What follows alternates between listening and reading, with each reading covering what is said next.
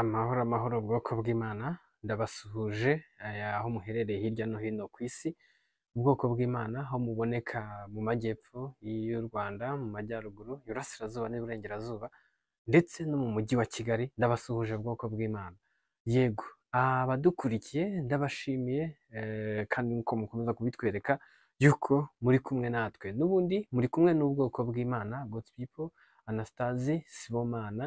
Yego, ubwoko bw'Imana n'ubundi tuboneka hirya no hino ku isi kubw'ubuntu bw'Imana muri Kristo Yesu, kuko Yesu Kristo atari yaza, ubwoko bw'Imana God's people, abacu babonekaga mu gihugu cya Isiraheli gusa.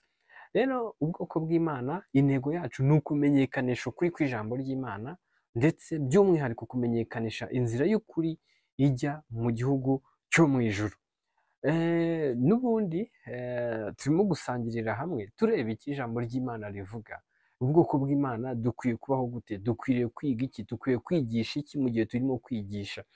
Turimo kureba byinshi ku mpande zigiye zitandukanye. Yego, ubwoko bw'Imana, uyu munsi tugiye kuganira ku kiganiro kigira kiti mbese intego nyamukuru y'ubuzima bw'umuntu ku isi ni iyihe? Mbese intego nyamukuru y'ubuzima bw'umuntu ku isi ni iyihe? Yego, icyo ni ikibazo ushobora kuba wibazaga wenda, cyangwa hari abakikubajije. Yego, ariko tugiye kureba nyirizina, tugiye kujya mu ntangiro yacyo y'icyo kiganiro, tuzagende tugere ku buryo tusobanukirwa nyirizina intego cyangwa impamvu nyamukuru y'ubuzima bw'umuntu ku isi. Tutangiye n'ubundi turareba tuti mbese intego nyamukuru y'ubuzima bw'umuntu ku isi yaba ari amafaranga n'imitungo? Yego, iki kintu wakirebaho. Mbese intego nyamukuru y'ubuzima bw'umuntu ku isi yaba ari amafaranga n'imitungo? Icyo ni ikibazo umuntu ashobora guhita yibaza nyirizina, kuko usanga muri iyi si turimo buri wese aba arimo gushakisha mu gitondo, abanyuranamo nijoro, igikorwa cyose kirimo gukorwa ugasanga benshi barimo kuganisha kuvuga ngo imitungo, amafaranga. Yego, ese koko iyo niyo ntego nyamukuru y'ubuzima bw'umuntu ku isi? Kuko ukwiriye gukora ikintu utarebye ku muntu runaka, yego, utarebye ku itsinda ry'abantu runaka, ahubwo ureba icyo Imana ishaka yuko wakora. Tugiye kuri iki ngiki rero nicyo turimo kuvugaho. Mbese niba ari byo koko, mbese intego nyamukuru y'ubuzima bw'umuntu ku isi yaba ari amafaranga n'imitungo? Mbese bibaye ari byo, kuki mu gihe umuntu afite iyo umuntu abifite iyo agiye gupfa, ko bitamurengera ngo adapfa? Yego, mu gihe ibyo bintu abaye abifite, kuki bitamurengera ngo adapfa? Mbese nimba intego y'ubuzima bw'umuntu ku isi biba ari iyo mafaranga n'imitungo, kuki ageraho akabisiga, akava kuri iyo si agapfa akabisiga? Wenda yego da, katurebe hano icyo bikomeza bivugaho. Wenda utunze wenda ubitunze wenda arapfuye, none se kuki atabijyanye ahubwo bigasigara ku isi?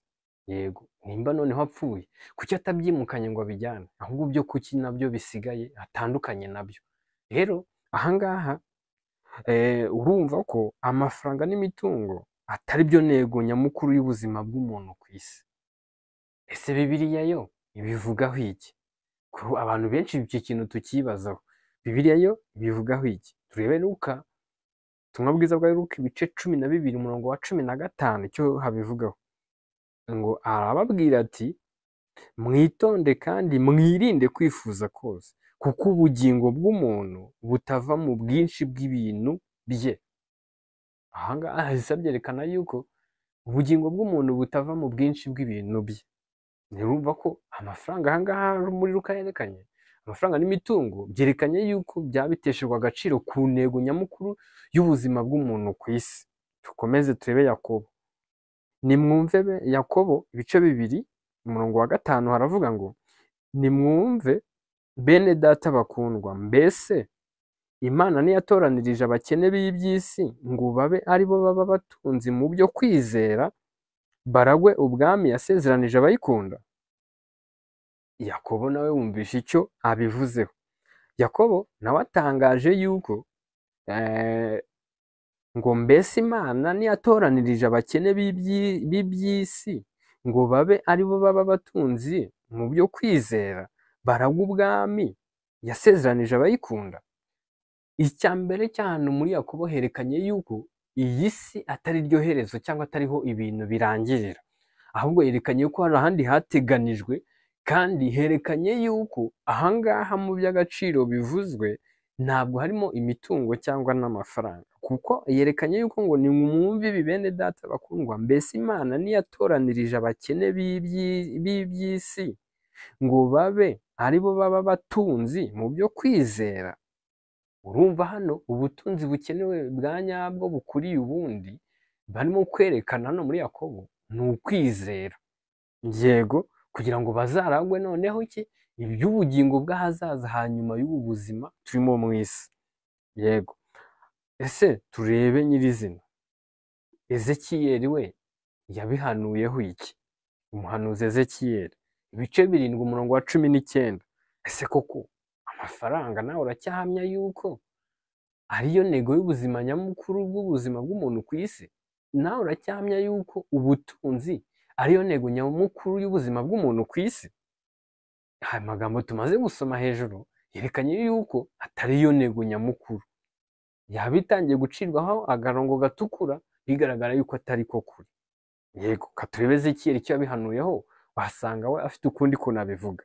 Ezekiyeli ibice 7 umurongo wa 19 aravuga ngo bazajugunya ifeza yabo mu nzira n'izahabu yabo izababera nk'ikintu cyanduye. Ifeza yabo n'izahabu yabo ntabwo bizashobora kubarokora ku munsi w'uburakari bw'Uwiteka, ntabwo bizahaza ubugingo bwabo habe n'amara yabo, kuko byababereye igisitaza cyo kubagusha mu byaha. Aha naho herekanye yuko ubu bizata agaciro cyangwa nta gaciro bifite.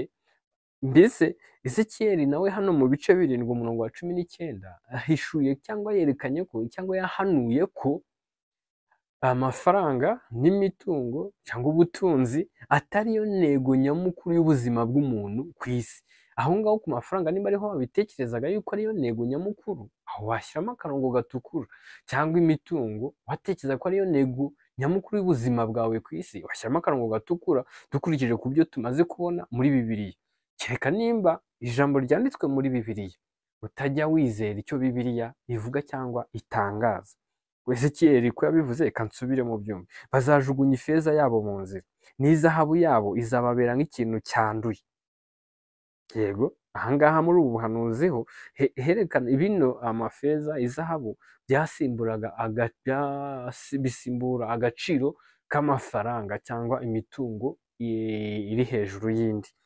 Yego, ngo ifeza yabo n'izahabu yabo ntabwo bizashobora kubarokora ku munsi w'uburakari bw'Uwiteka, ntabwo bizahaza ubugingo bwabo habe n'amara yabo, ngo no mu nda yabo ndetse no kumva bahembutse nta kintu bizabafashaho, ahubwo bazagumya bumva bafite inzara kandi n'ubundi bya bindi byose babifite, kuko harabyerekanye ngo nta nubwo bizahaza n'amara yabo, ngo kuko byababereye igisitaza cyo kubagusha mu byaha.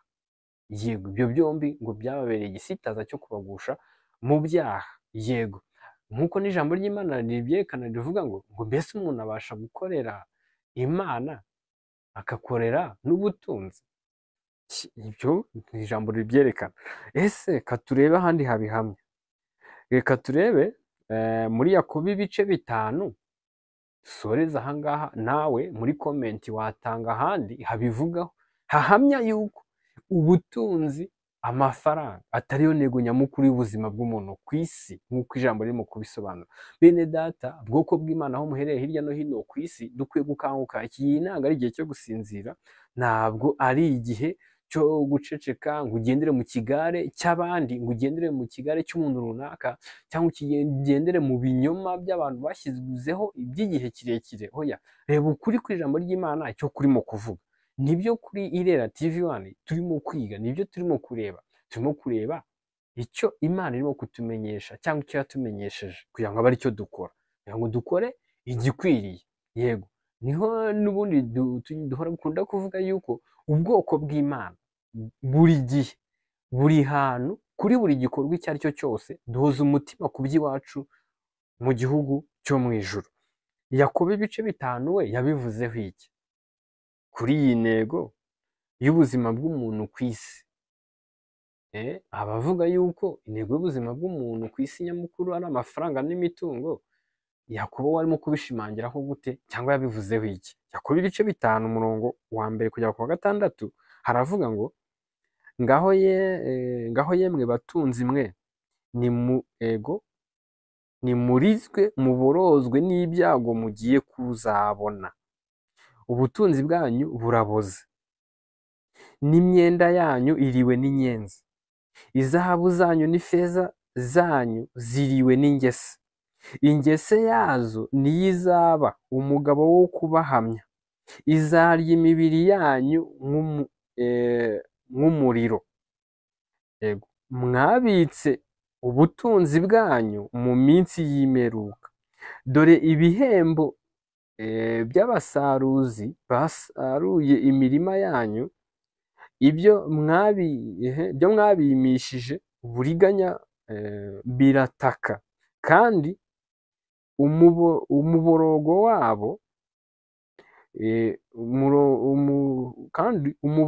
wabo basaruzi winjiye mu matwi y'Uwiteka Nyiringabo. Mwadamaraye mu isi, mwishimira ibibanezeza bibi, mwihagije mu mitima ku munsi wo kurimbuka. Umukiranutsi mwamuciriyeho iteka, muramwica atabarwanya. Ahangaha harabisobanuye, habivuzeho cyane ngo ngaho yemwe batunzi mwe nimurizwe muborozwe n'ibyago mugiye kuzabona, ubutunzi bwanyu buraboze, imyenda yanyu iriwe n'ingese, izahabu zanyu n'ifeza zanyu ziriwe n'ingese. Yego, ingese yazo niyo izaba umugabo wo kubahamya, izarya imibiri yanyu nk'umuriro. Ibintu byose hano hantu hose dusomye herekanye yuko ikintu cyitwa amafaranga, ubutunzi nyirizina siyo ntego y'ubuzima bw'umuntu ku isi, ahubwo tuzareba nyirizina intego y'ubuzima bw'umuntu nyamukuru, nyine intego nyamukuru y'ubuzima bw'umuntu ku isi iyo ariyo. Kuko amafaranga, ubutunzi, ibyo ngibyo rwose utekereza yuko cyangwa urimo kumva yuko ariyo ntego y'ubuzima bw'umuntu ku isi nyamukuru, ntabwo ariyo, ahubwo wayicamo akarongo gatukura.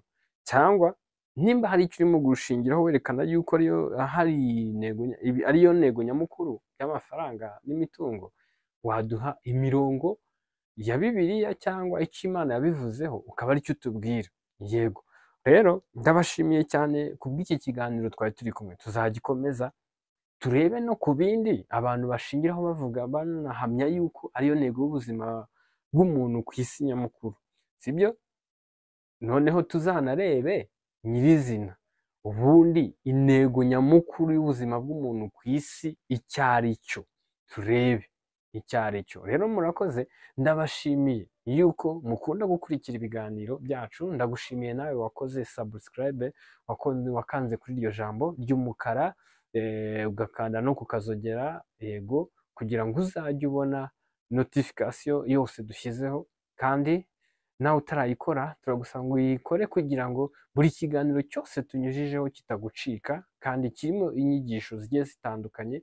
Yego, ndagusaba kugira ngo dufatikanirize hamwe, woherereza n'abandi, dusangize n'abandi ibiganiro kugira ngo dufatikanye ivugabutumwa bwiza. Ubwoko bw'Imana tuboneka hirya no hino ku isi. Intego yacu ni ukumenyekanisha ukuri kw'ijambo ry'Imana, by'umwihariko tukamenyekanisha inzira y'ukuri ijya mu bwami bw'Imana. Tureba ku byanditswe, twifashisha igitabo cya Bibiliya kuko ariho dusanga imvugo y'Imana itabeshye cyangwa tutabonamo ikinyoma. Tukugira ngo dukore igikwiriye cyangwa dukore icyo Imana ishaka ko dukora. Yego, rero ndabashimiye cyane. Ubuntu bw'Imana nibugumye bubane namwe. Mwari muri kumwe n'ubwoko bw'Imana. Yego, Sibomana Anastase, n'ubundi duterwa ishyaka no kwiga ijambo ry'Imana no gusobanukirwa icyo Imana Data wa twese ishaka, kugira ngo tuzaragwe ingororano nk'abana b'Imana mu bwami bw'Imana. Yego, ubuntu bw'Imana n'amahoro y'Imana bigwire muri mwe, mubiheshejwe no kumenya Imana na Yesu Kristo umucunguzi wacu. Murakoze cyane, naho ubutaha.